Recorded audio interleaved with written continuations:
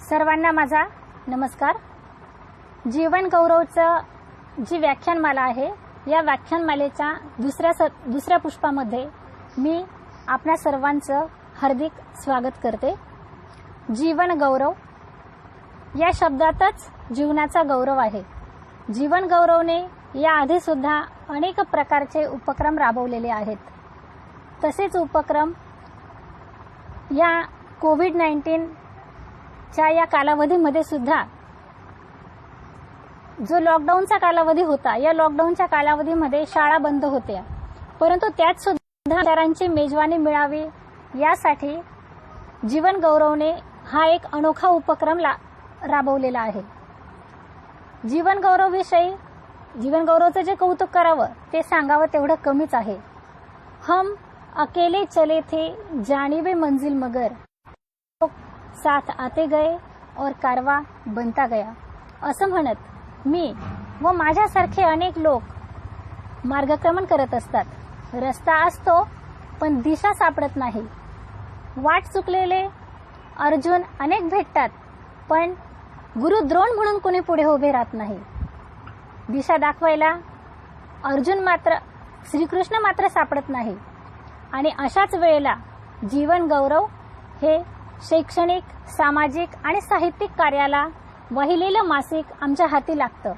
आम्हाला जगण्याची नवी प्रेरणा मिळते, उंच उड्डाण घेण्याची नवी भरारी मिळते। आमच्या साहित्याला, आमच्या लेखणीला धार प्राप्त होते, आमच्या विचारांना चालना मिळते, आमच्या विचारांना प्रेरणा मिळते आणि एक हक्काचं व्यासपीठ आम्हाला उपलब्ध होतं। जीवन गौरवचे संपादक सन्माननीय रामदास वाघमारे दादा, सन्माननीय मीराताई, नंदुरबार जिल्ह्याचे सहसंपादक सन्माननीय दिनेश वाडेकर सर, शब्दधन आणि प्रत्येक जिल्ह्यातील जीवन गौरवचे जे संपादक आहे ते सर्व संपादक मंडळी आणि आजच्या या फेसबुकवरील लाईव्ह व्याख्यानमालेला उपस्थित असलेले सर्व जीवन गौरवचे लढीवाळ, आपणा सर्वांना पुन्हा एकदा मी नमस्कार करते। आपणा सर्वांचं या व्याख्यानमालेमध्ये मी हार्दिक स्वागत करते। या अगोदरचं जे पहिलं पुष्प गुंफलं ते डॉक्टर कदम सरांनी अत्यंत उत्कृष्ट अशा प्रकारचं मार्गदर्शन सरांनी केलं आणि तसाच काहीसा प्रयत्न मी सुद्धा करणार आहे। आजचा माझा जो विषय आहे व्याख्यानमालेचा, तो विषय आहे की शिक्षक हा सामाजिक परिवर्तनाचा दूत।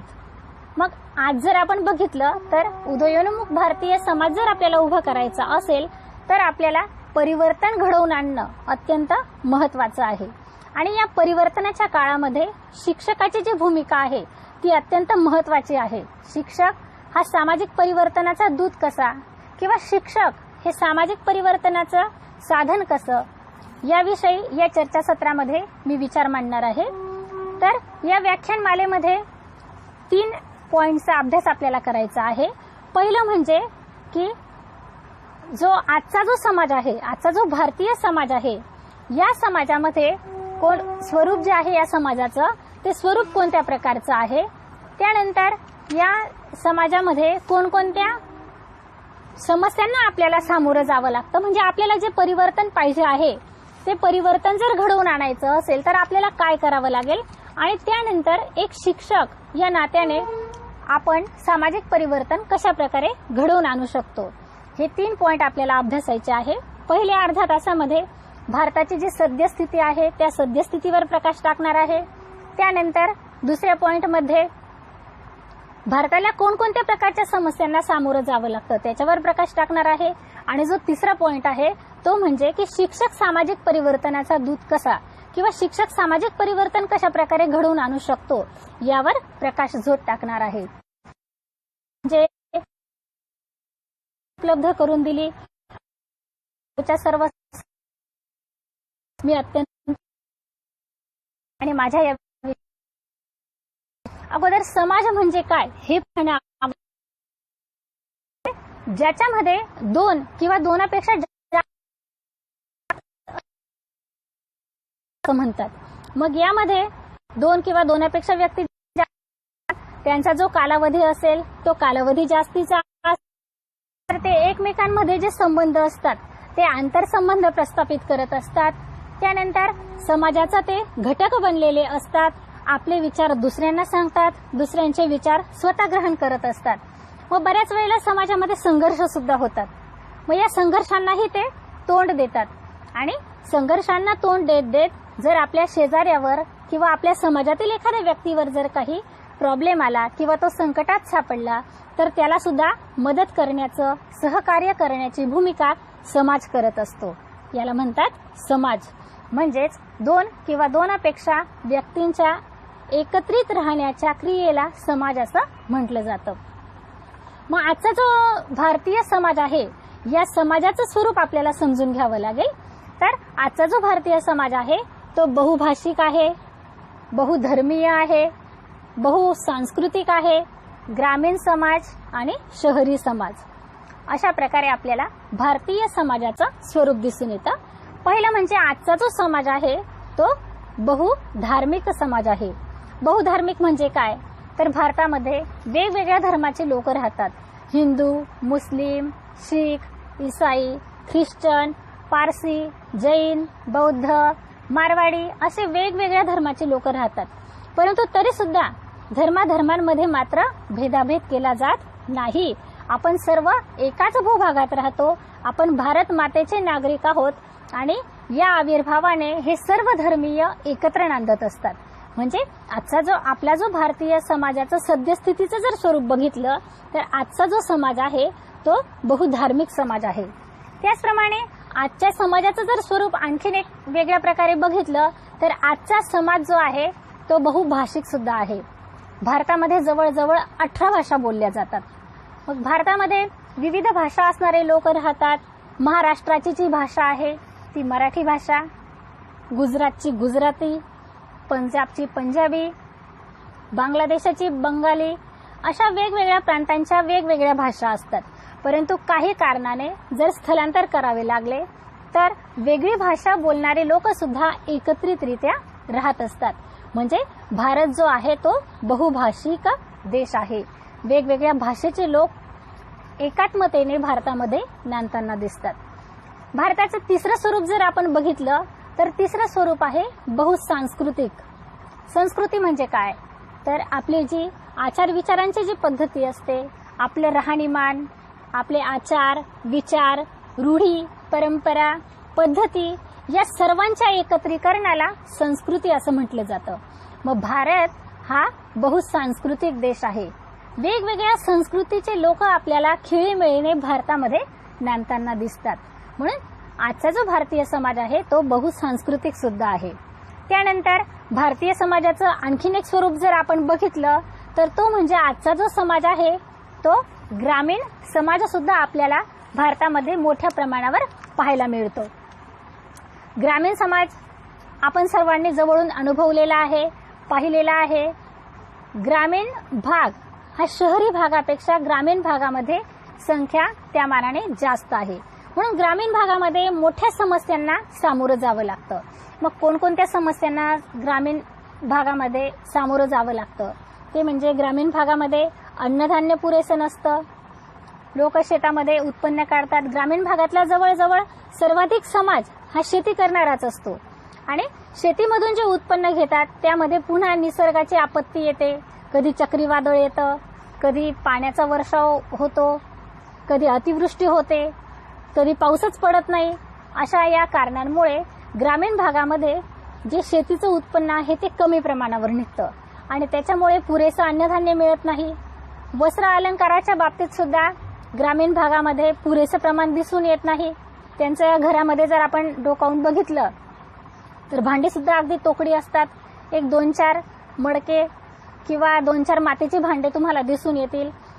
आपण जो विचार करतोय तो ग्रामीण भागाचा विचार करतोय. आज आपण शहरी भागात राहतो, परंतु ग्रामीण भागात जर आपण वास्तव्याने जर निरीक्षण केलं तर आज सुद्धा अशी परिस्थिती ग्रामीण भागामध्ये आहे. ग्रामीण भागामध्ये आरोग्याच्या सुविधा कमी असतात. कुठेतरी एखादा दवाखाना असेल परंतु तिथे डॉक्टर जात नाही, नर्स जात नाही, वेळेवर आरोग्याच्या सुविधा उपलब्ध होत नाही. त्याचप्रमाणे शिक्षणाचा जो कल आहे तो सुद्धा ग्रामीण भागामध्ये अत्यंत कमी आहे, कारण शिक्षणाविषयी अत्यंत उदासीनता ग्रामीण भागामध्ये दिसून येते. मग हा जो ग्रामीण समाज आहे, या ग्रामीण समाजामध्ये आपल्याला परिवर्तन घडवून आणायचं आहे आणि यासाठी शिक्षकाची भूमिका अत्यंत महत्वाची असेल. त्यानंतर पुढचा जो समाज आहे तो आहे शहरी समाज.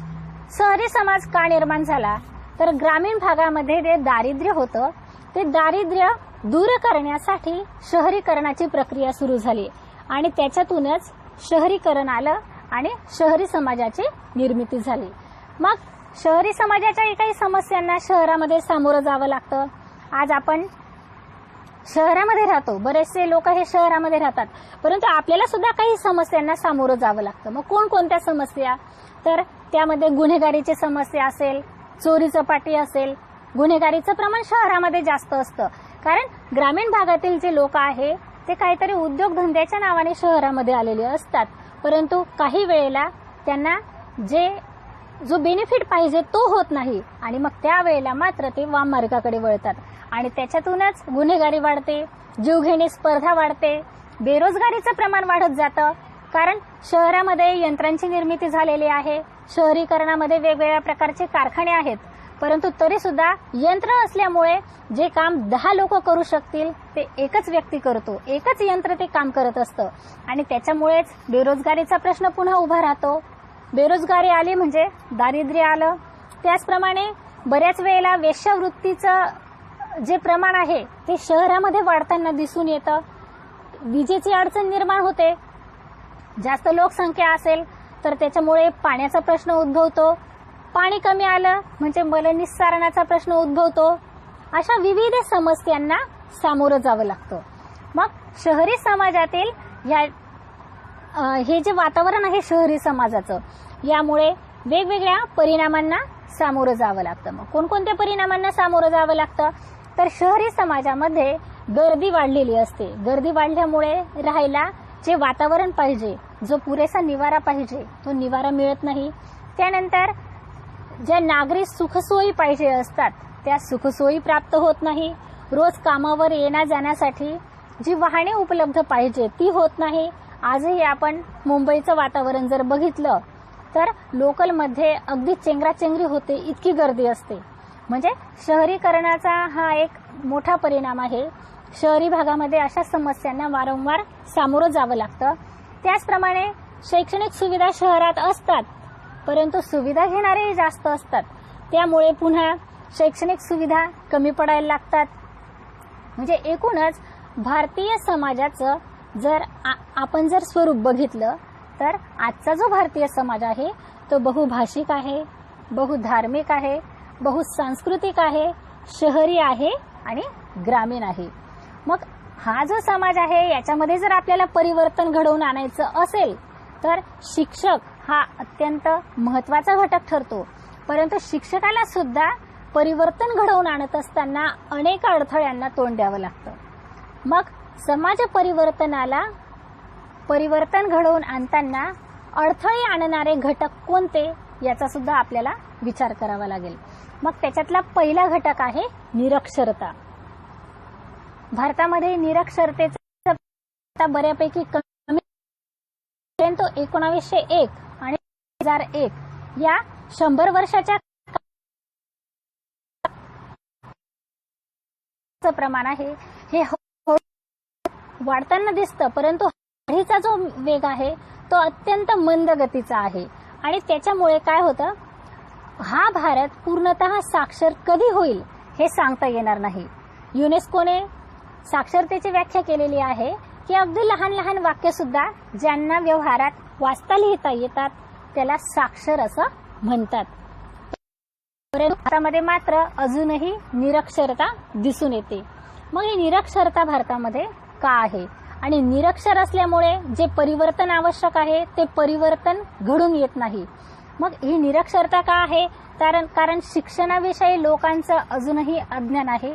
शिकून काय करणार, कुठं नोकऱ्या आहेत, काय करायचं शिकून, असे नाना तऱ्हेचे प्रश्न लोकांच्या मनात असतात. ह्या उदासीनतेमुळे निरक्षरता वाढत जाते. शिक्षणाविषयीची उदासीनता, त्यानंतर लोकांचं अज्ञान, यामुळे सुद्धा जी निरक्षरता आहे ती वाढत जाते. त्यानंतर दारिद्र्य हे एक मूळ कारण आहे. जर दारिद्र्य असेल, घरामध्ये 4-5 मुलं असतील, मग यांना काय शाळेमध्ये पाठवायचं, त्याच्यापेक्षा शेतात घेऊन जायचं. शेतामध्ये घेऊन गेल्यानंतर काम करतील तर 2 पैसा पोटाला मिळेल, असा विचार बऱ्याच लोकांचा असतो. आणि त्याच्यामुळे हे निरक्षरतेचं प्रमाण वाढत जातं. म्हणजे जास्त मुलं असतील तर पैसा मिळवतील या उद्देशाने त्यांना शाळेत पाठवलं जात नाही. लहान मुलं असतील घरामध्ये, अगदी लहान लहान, तर जे शाळेत जाण्यायोग्य मुलं असतील त्यांना घरी ठेवलं जातं, जेणेकरून ती लहान मुलांना सांभाळतील आणि म्हणूनच त्यांना शिक्षण दिलं जात नाही. ही निरक्षरतेचे जे प्रमाण आहे ते ग्रामीण भागातील शिक्षकांना अगदी सहज जवळून अनुभवायला मिळेल, कारण त्यांना फार मोठी कसरत करावी लागते. जे ग्रामीण भागातील विद्यार्थी आहेत ते फक्त त्यांना जो नफा मिळतो, जे त्यांना जो पोषण आहार मिळतो किंवा जे तांदूळ वगैरे शासनाने ज्या ज्या सुविधा दिलेल्या आहेत त्या सुविधांपुरता शाळेत येतात आणि पुन्हा घरी राहून जातात. आणि त्यावेळेला मात्र शिक्षकांचा कस लागतो आणि शिक्षकाला विद्यार्थ्याला घरी जाऊन शाळेमध्ये आणावं लागतं. म्हणजे एकूणच जर पाहायला गेलं तर ही निरक्षरता दारिद्र्यामुळे, अज्ञानामुळे, शिक्षणाच्या उदासीनतेमुळे आपल्याला पाहायला मिळते. म्हणजे लोकसंख्या वाढीमुळे अनेक दुष्परिणामांना सामोरं जावं लागतं. मग जी आपली जमीन आहे त्या जमिनीवर अतिरिक्त ताण पडतो. अन्न, वस्त्र, निवारा ह्या ज्या सुखसोयी आहेत या सुखसुविधांचा अभाव निर्माण होतो. जी राहण्याची जागा आहे त्या राहण्याच्या जागेचा तुटवडा निर्माण होतो. तुम्ही बघणार शहरामध्ये अगदी छोटे छोटे रूम असतील तरी सुद्धा त्याचं भाडं मात्र फार मोठ्या प्रमाणावर आकारलं जातं. याचं कारण काय, तर जी लोकसंख्या आहे ती शहरामध्ये वाढत जाते. त्यानंतर शहरीकरण, औद्योगिकीकरण यामुळे सुद्धा निरक्षरतेचं प्रमाण हे वाढतच चाललेलं आहे. ओझोन वायूचा घट व्हायला लागतो.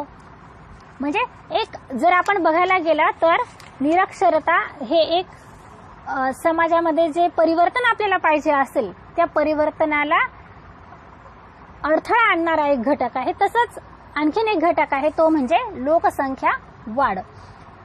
निरक्षर असेल तर त्याचा प्रभाव लोकसंख्या वाढीवर आपोआप होताना दिसून येतो. मग लोकसंख्या कोणत्याही राष्ट्राची जर संपत्ती असेल तर ती 2 गोष्टींमध्ये मोजली जाते. पहिली म्हणजे राष्ट्राची साधन सामुग्री आणि दुसरी म्हणजे राष्ट्राची लोकसंख्या. आपण जर बघितलं भारत देशामध्ये जी साधन सामुग्री आहे ती साधन सामुग्रीच्या मानाने लोकसंख्या मात्र जास्त आहे. लोकसंख्या म्हणजे काय, तर कुठल्याही प्रदेशामध्ये, कुठल्याही देशामध्ये जे राहणारे लोक असतात त्यांना लोकसंख्या असं म्हणतात. आणि लोकसंख्या वाढ म्हणजे काय, तर पृथ्वीवर जेवढे प्रमाण आवश्यक आहे, जे लोक आरामात, सुखात, समाधानात राहू शकतात, आपल्या पुढील पिढीला सुखात ठेवू शकतात, त्याही पेक्षा जर जास्त वाढ झाली तर त्याला लोकसंख्या वाढ असं म्हणतात. म्हणून सामाजिक परिवर्तनामध्ये अडथळा आणणारा आणखीन एक महत्त्वाचा घटक म्हणजे लोकसंख्या वाढ. लोकसंख्या वाढीची काही कारणे आहेत, ते म्हणजे वैद्यकीय सुविधांचा अभाव. वैद्यकीय सुविधा ज्या पाहिजे त्या पुरेशा प्रमाणात मिळत नाही. विवाहाची वैश्विक परंपरा, विवाह केला पाहिजे, त्यानंतर घरामध्ये मुलगा पाहिजे जो वंशाचा दिवा असेल, याच्यामुळे सुद्धा लोकसंख्या. त्यानंतर अल्पवयीन मुलीचं लग्न केलं जातं, त्याच्यामुळे त्याच्यातूनही लोकसंख्या वाढत जाते. गरिबी असेल तर मग घरामध्ये मुलं असले तर जास्त उत्पन्न निघेल, जास्त काम करतील, जास्त पैसा आणतील, अशा प्रकारचा विचार असतो. त्यानंतर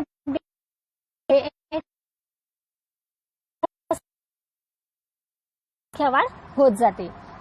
त्याच्यामुळे काय होतं तर जमिनीवर अतिरिक्त ताण पडायला सुरुवात होतो, मृदेची घट होते, ऱ्हास आहे त्यांचा ऱ्हास व्हायला सुरुवात होते. ओझोन वायूचा जो थर आहे तो कमी व्हायला लागतो.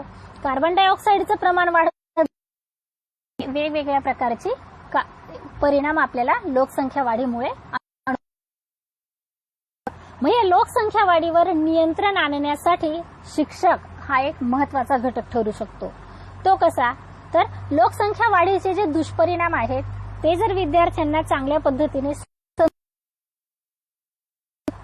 लोकसंख्या वाढ जी आहे ती कमी व्हायला सुरुवात होईल. त्यानंतर कुटुंब नियोजनाचं महत्त्व पटवून दिलं पाहिजे. आपण टीव्हीवर बऱ्याच वेळेला ॲडव्हर्टाईज बघतो कुटुंब नियोजनाच्या ॲडव्हर्टाईज दाखवल्या जातात. एक बरणी आहे, त्या बरणीमध्ये टमाटा टाकला, एक टमाटा सुरक्षित असला ती बरणी बंद होते, दुसरा टमाटा टाकला तर थोडी बरणीमधले जे टमाटे आहेत ते थोड्या प्रमाणावर दाबले जातात, परंतु 3 टमाटे टाकले तर बरणीमधले जे टमाटे आहेत त्याचा चुरा होतो. म्हणजे 1 किंवा 2 बस, हा त्यामागचा उद्देश. म्हणजे अशा बऱ्याच प्रकारच्या ॲडव्हर्टाईज टीव्हीवर सुद्धा दाखवल्या जातात. मग शाळेतून सुद्धा कुटुंब नियोजनाचं महत्त्व विद्यार्थ्यांना पटवून दिलं पाहिजे. लहान कुटुंब, सुखी कुटुंब कसं आहे हे विद्यार्थ्यांना पटवून दिलं पाहिजे. गणितातून किंवा भाषा या विषयातून जर एका घरामध्ये एक मुलगा असेल आणि दुसऱ्या घरामध्ये 2पेक्षा जास्त अपत्य असतील तर कोणत्या मुलाचे लाड केले जातात, कोणत्या मुलाला पुरेशा सुविधा उपलब्ध करून दिल्या जातात, हे विद्यार्थ्यांच्या लक्षात आणून दिलं पाहिजे. स्त्री पुरुष समानता हा भेद पण लक्षात आला, म्हणजे स्त्री आणि पुरुष यांच्यामध्ये कोणताही फरक नाही, मुलगा मुलगी यामध्ये भेद नाही, हा फरकही विद्यार्थ्यांच्या लक्षात आणून दिला पाहिजे. म्हणजे सामाजिक परिवर्तनाला अडथळा आणणारा आणखीन एक महत्त्वाचा घटक आहे लोकसंख्या. त्याचप्रमाणे आणखीन एक अडथळा आणणारा घटक म्हणजे भ्रष्टाचार. आज आपण बघतो भ्रष्टाचाराचं प्रमाण वाढतच चाललेलं आहे. भ्रष्टाचार म्हणजे काय तर भीती निर्माण, कोणत्या तरी गोष्टीचा आपल्याला जर मोबदला पाहिजे असेल तर ती गोष्ट मिळवण्यासाठी दिला जाणारा मोबदला याला भ्रष्टाचार असं म्हणतात. म्हणजे समाजाच्या कोणत्याही क्षेत्रामध्ये आपल्याला यश मिळवायचं असेल, आपल्याला सक्सेस व्हायचं असेल तर त्याच्यासाठी मोजला जाणारा पैसा याला भ्रष्टाचार असं म्हणतात. आपण बघतो की आज असं कोणतंच क्षेत्र राहिलेलं नाही की ज्या ठिकाणी भ्रष्टाचार नाही. मग भ्रष्टाचाराचं स्वरूप कसं आहे तर बऱ्याच वेळेला फुकट पगार घेणारे नोकर असतात, कामावर जात नाही, घरी बसून पगार घेतात. त्यानंतर बऱ्याच वेळेला आपण मंदिरांमध्ये जातो, आपण मोठ्या लाईनीमध्ये असतो, पण जो पैसा देतो त्याला देवाचं दर्शन सहज घेता येतं. म्हणजे सुलभ देवदर्शनासाठी जास्त पैसे मोजले जातात, तो सुद्धा एक प्रकारचा भ्रष्टाचारच आहे. त्यानंतर शासकीय कामामध्ये जर आपल्याला पदोन्नती पाहिजे असेल, बढती आपली होणार असेल, बढती तर होतेच परंतु त्यासाठी सुद्धा पैसा मोजावा लागतो, याला सुद्धा भ्रष्टाचार असं म्हटलं जातं. त्यानंतर बदली पाहिजे असेल, आपल्याला ज्या ठिकाणी बदली पाहिजे आहे त्या ठिकाणी जर आपल्याला जायचं असेल तर त्या ठिकाणी सुद्धा आपल्याला पैसा मोजावा लागतो, म्हणजे हा सुद्धा भ्रष्टाचारच आहे. त्यानंतर बऱ्याच वेळेला स्त्रियांना स्वतःचं समर्पण करावं लागतं, तो सुद्धा भ्रष्टाचाराचाच एक भाग आहे. त्यानंतर अधिकारी पुढारी यांना हाताशी घेतलं जातं आणि यांना हाताशी धरून एखाद्या कार्यालयामध्ये पैसा दिला जातो, त्याला सुद्धा भ्रष्टाचार असंच म्हणतात. मग या भ्रष्टाचाराचे सुद्धा काही कारणे आहे, ते म्हणजे काय तर राजकीय संस्था ज्या आहेत त्या संस्थांचं व्यापक क्षेत्र हे एक कारण आहे. त्यानंतर मूल्यांची अप्रतिष्ठा होत चाललेली आहे. जे नैतिक मूल्य आहे, जे नैतिक मूल्य सर्वांमध्ये रुजायला पाहिजे, हे नैतिक मूल्य कमी प्रमाणात आहे, त्यामुळे सुद्धा भ्रष्टाचार वाढतच चाललेला आहे. नोकरीच्या ठिकाणी नोकरी पाहिजे आहे, तुम्ही बघा कुठंच फुकट नोकरी मिळणार नाही. प्रत्येक ठिकाणी नोकरीसाठी आपल्याला पैसा मोजावा लागतो, प्रमोशनसाठी पैसा मोजावा लागतो, बदलीसाठी पैसा मोजावा लागतो. हे सर्व जे कारण आहेत ते सर्व कारण भ्रष्टाचाराचेच आहेत. म्हणजेच सामाजिक परिवर्तनामध्ये भ्रष्टाचार हा सुद्धा एक घटक कारणीभूत ठरतो. मग या भ्रष्टाचारामुळे अनेक समस्यांना समाजाला सामोरं जावं लागतं किंवा समाजाला तोंड द्यावं लागतं. म्हणजे काय तर आर्थिक विषमता वाढत जाते, प्रशासनावरचा अविश्वास वाढत जातो. जे काम प्रशासनाला करावंच लागतं ते काम करण्यासाठी आपल्याला पैसा द्यावा लागतो, म्हणून प्रशासनावरचा विश्वास हळूहळू कमी व्हायला लागतो. नैतिक अधःपतन होत जातं. त्याने पैसे घेतले मग मी का घेऊ नये, मी पण घेईल, अशा प्रकारे लोकांचा विचार होत जातो. मग ते प्रमाण जे आहे भ्रष्टाचार ते हळूहळू वाढतच जातं आणि त्यानंतर मग याच्यामुळे गुन्हा सुद्धा वाढतो, गुन्हेगारीचं प्रमाण वाढत जातं, आरोग्याविषयीचे दुष्परिणाम वाढत जातात. बेहिशोबी जो पैसा आहे तो जतन करून ठेवला जातो, ज्याला आपण काळा पैसा म्हणतो, हा काळा पैसा जतन करून ठेवला जातो. म्हणजेच भारतीय समाजामध्ये जर सामाजिक परिवर्तन हवं असेल तर या भ्रष्टाचाराला सुद्धा आळा घातला गेला पाहिजे. म्हणून भ्रष्टाचार हा एक मोठा प्रश्न आहे किंवा ही एक मोठी समस्या आहे किंवा हा एक मोठा अडथळा आणणारा घटक आहे. त्यानंतर पुढचा आणखीन एक महत्त्वाचा घटक म्हणजे अंधश्रद्धा. आज आपण विज्ञानाच्या युगात वावरतो. भारताने विज्ञानाच्या क्षेत्रामध्ये मोठ्या प्रमाणावर प्रगती केलेली आहे, परंतु तरी सुद्धा आजही भारतीय समाजामध्ये अंधश्रद्धेचं प्रमाण फारच दिसून येतं आपल्याला. मग हे कशामुळे वाढतं तर कर्मकांडांमुळे, पूजेमुळे. तुम्ही बघाल जी तरुण पिढी आहे ती तरुण पिढी अभ्यास करण्याचं सोडून देते आणि गडावर जाण्यासाठी पायी यात्रा करते. आता पायी यात्रा केल्यानंतर तो परीक्षेत पास होणार आहे का विद्यार्थी, पण हे त्यांच्या लक्षात येत नाही. उपवास तापास करायचे, तुळशीला पाणी टाकायचं, तुळशी पत्र कानात घालायचं.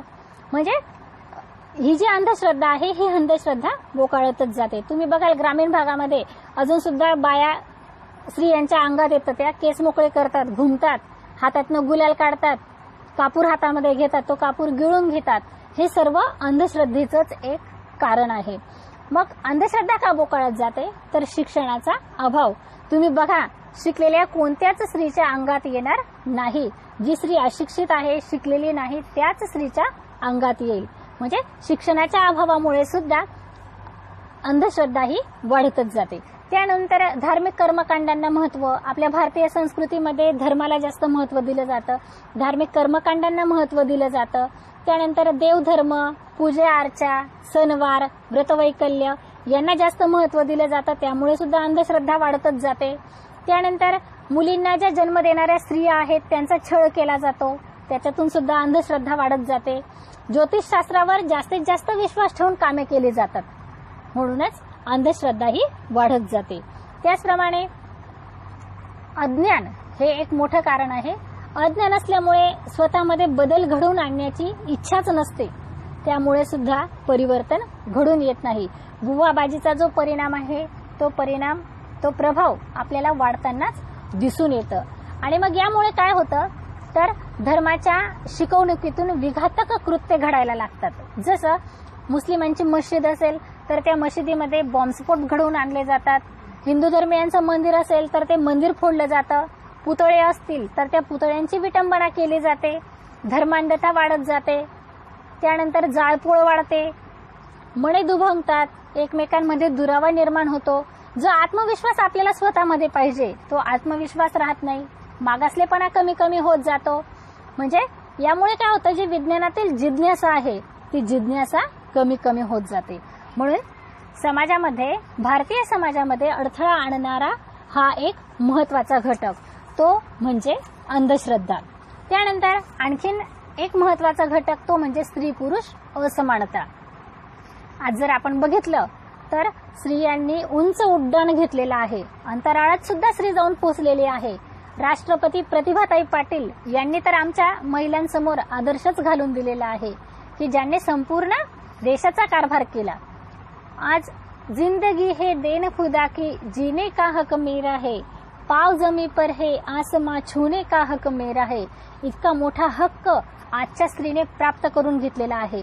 अगदी रिक्षा चालकापासून तर विमान चालवण्यापर्यंत इतकी मोठी मजल आजच्या महिलेने घातलेली आहे. परंतु तरी सुद्धा काही भागामध्ये मात्र आपल्याला स्त्री पुरुष विषमता दिसूनच येते. बऱ्याच वेळेला ग्रामीण भागात जर तुम्ही म्हणणार तर मुलींच्या शिक्षणाला कमी महत्व दिलं जातं. काय करायचं आहे, शिकून काय करणार आहे, शेवटी चूलच फुकणार आहे. चूल, मुलं आणि भांडी एवढंच काम स्त्रीचं आहे, मग तिला काय शिकवायचं असा विचार असतो आणि त्याच्यामुळे स्त्रियांना शिक्षण दिलं जात नाही. स्त्री पुरुष विषमतेचं आणखीन एक उदाहरण म्हणजे घरामध्ये मुलगा असेल तर त्याला जसं राहायचं असेल तसं राहतो, त्याला बाहेर जायचं असेल जातो, रात्री 8 वाजता 10 वाजता तो घरी येईल. परंतु मुलगी असेल तर तिला मात्र टोमणे मारले जातात. ती आशासमोर जरी उभी राहिली तरी सुद्धा तिला वाईट बोललं जातं, टोमणे मारले जातात, तिच्यावर रागावलं जातं. म्हणजे ही सुद्धा एक प्रकारची विषमताच आहे. मग त्याच्यामुळे काय होतं की जे समाजामध्ये स्त्रियांचं जे प्रमाण आहे ते आता कमी कमी व्हायला लागलेलं आहे. आपण बघतो की स्त्री जर एखाद्या मुलाचं लग्न करायचं असेल समाजामध्ये तर मुली मिळत नाहीये. याचं कारण तेच आहे, स्त्री पुरुष विषमता किंवा असमानता. पुरुषांना महत्व दिलं जातं, मुलांना महत्व दिलं जातं आणि मुलगी असेल तर तिचं मात्र पोटामध्येच हत्या केली जाते. जर मुलगा झाला असेल तर त्याला पेढे वाटले जातात आणि मुलगी झाली असेल तर तिला बर्फी दिली जाते. मुलगा झाला तर बारसं मात्र मोठ्या थाटामाटाने साजरं केलं जातं आणि मुलगी झाली असेल तर काय नाही, काय होणार आहे, तिला काट्यावर टाकले तरी ती वाढणारच आहे असा विचार व्यक्त केला जातो. त्यानंतर मुलाची आई बाळंती नसेल म्हणजे बाळंतिणीला जर मुलगा झाला तर सोनं दिलं बाई तिने असं म्हटलं जातं. परंतु मुलगी झाली तर मात्र त्या बाळंतिणीकडे सुद्धा कोणीच लक्ष देत नाही. मुलाला वंशाचा दिवा म्हटलं जातं, तर मुलीला पदराखालचा निखारा, परक्याचं धन अशा शब्दाने, डोक्यावरचं ओझं अशा शब्दाने तिचं वर्णन केलं जातं. वाढत्या वयामध्ये मुलीला हसू दिलं जात नाही, खेळू दिलं जात नाही, बागडू दिलं जात नाही. ही विषमता आज सुद्धा आपल्याला दिसून येते. स्त्रीकडे फक्त ती उपभोगाची वस्तू आहे, घरकामासाठी आहे असाच विचार केला जातो. मग ही जी स्त्री पुरुष असमानता आहे ही सुद्धा आज जे परिवर्तन आपल्याला हवं आहे त्या परिवर्तनाला अडथळा आणणारा आणखीन एक महत्वाचा घटक आहे. मग आपण बघितलं की भारतीय समाजाचं स्वरूप कसं आहे आणि भारतीय समाजाची लक्षणे कोणती आहेत, परिवर्तनाला अडथळे आणणारे घटक कोणते आहेत हे आपण बघितलं. आता आपण आपल्या मेन मुद्द्याकडे जाऊया की शिक्षक हा सामाजिक परिवर्तनाचा दूत कसा. हे वेगवेगळ्या असले तरी शिक्षक मात्र या अडथळ्यांवर मात करू शकतो. तो कसा, तर ते आपण बघू. की मनुष्य हा परिवर्तनशील प्राणी आहे. तो परत्वे त्याच्यामध्ये बदल होत जातात. आपण बघितलं की आदी मानव कसा होता आणि आताचा मानव कसा आहे. आदी मानवामध्ये प्रगती होत होत आजचा माणूस घडलेला आपल्याला दिसून येतो. हे झालं परिवर्तन. डॉक्टर हेरी जॉन्सन यांनी परिवर्तनाची व्याख्या केलेली आहे. तर परिवर्तन म्हणजे काय, तर समाज रचनेत घडून आलेला मूलतः बदल याला परिवर्तन असं म्हटलं जातं. मग कोणताही बदल असेल तर त्याला परिवर्तन म्हणत नाही. उदाहरणार्थ आता हा कोविड-19 जो विषाणू पसरलेला आहे, या विषाणूमुळे आपण चेहऱ्याला मास्क लावतो, सॅनिटायझरने हात धुतो, हा आपल्यामध्ये बदल झालेला आहे. पण याला आपण परिवर्तन म्हणणार नाही. चक्रीवादळ आलं, चक्रीवादळाने मुंबईमध्ये मोठ्या प्रमाणावर विध्वंस केला, झाडे पडली, इमारती कोसळल्या, हा जो बदल झाला याला आपण परिवर्तन म्हणणार नाही. तर परिवर्तन कशाला म्हणायचं, जो समाज रचनेमध्ये बदल घडून आलेला असतो त्याला परिवर्तन असं म्हणायचं. उदाहरणार्थ पूर्वीच्या काळी जर आपण बघितलं तर सती जाण्याची पद्धत होती.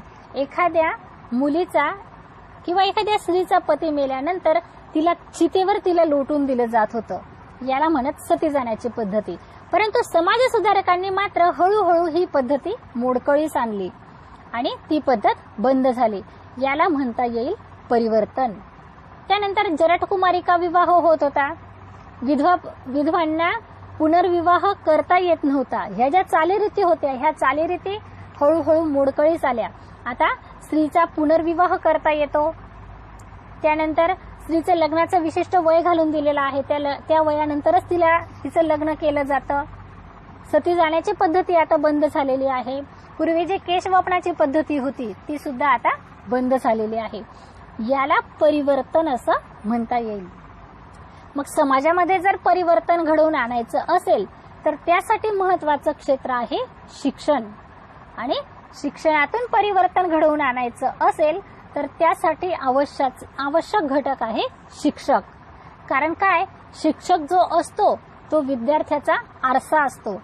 विद्यार्थी आपल्या शिक्षकाचं उभे निरीक्षण करतो की माझे सर कसे आहेत, माझ्या मॅडम कशा आहेत, त्या कशा राहतात, कशा बोलतात, कशा वागतात, हे सर्व गोष्टींचं विद्यार्थी निरीक्षण करत असतो. आणि या निरीक्षणातूनच तो स्वतः सुद्धा आपण सुद्धा असं होऊ असं घडण्याचा तो प्रयत्न करत असतो. म्हणून परिवर्तनाचा एक महत्वाचा घटक आहे तो म्हणजे शिक्षक. आपण जर बघितलं तर आज वेगवेगळ्या संशोधनाची साधने आलेली आहे, वेगवेगळी तंत्रे आलेली आहेत. म्हणून परिवर्तन घडवून आणण्यासाठी शिक्षकाने सुद्धा सज्ज असलं पाहिजे. वेगवेगळ्या तंत्रांचा उपयोग केला पाहिजे, जसं बुद्धिमंथन तंत्र, सर्जनशील विचार तंत्र, अध्यापनाच्या वेगवेगळ्या पद्धती आहेत, कथन पद्धती, नाट्यीकरण पद्धती, भूमिका अभिनय पद्धती, प्रश्नोत्तर पद्धती, उद्गामी पद्धती, अवगामी पद्धती, या वेगवेगळ्या अध्यापन पद्धतीचा शिक्षकाने अध्यापनामध्ये उपयोग करायला पाहिजे. याच्यातूनच परिवर्तन घडवून येईल. मग यासाठी शिक्षक हा स्वतः उत्सुक असला पाहिजे की मी हा बदल घडवून आणू शकेल. हा आत्मविश्वास शिक्षकामध्ये स्वतः असला पाहिजे. त्यानंतर जे नवे विचार आहेत, जी नवी मूल्य आहे ती सुद्धा शिक्षकाने आत्मसात करायला पाहिजे.